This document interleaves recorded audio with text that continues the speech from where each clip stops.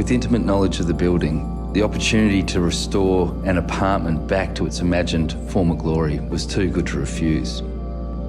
Situated at the northeastern corner of Melbourne's CBD, our site is 28 stories of concrete and brick, a solid 1970s contribution to architecture, where materials and structure take precedent over pediment and ornament.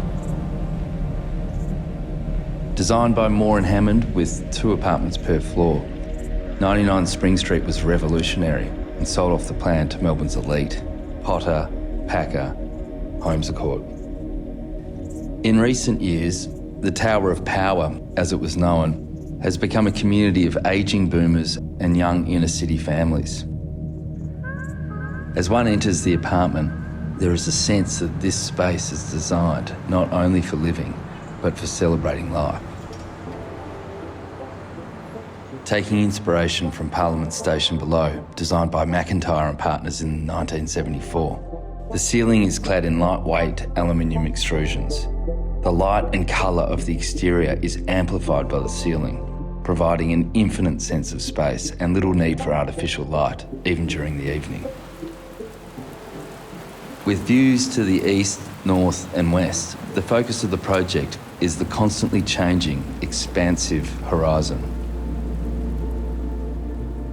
The ever-evolving view becomes the protagonist, with the inhabitants of the interior remaining the audience, looking out to seemingly thousands of willing actors in the distance. The interior material palette is reduced to concrete, silver, aluminium and brass, with moments of colour fitting to the era of the original building. Rich Tasmanian blackwood timber panelling wraps around the space, providing warmth and texture. Since the new owners had come from a hospitality background, the finishes and flow of the kitchen had to be functional and utilitarian, with a washing up area overlooking Treasury Place that rivals any washing up window in the world.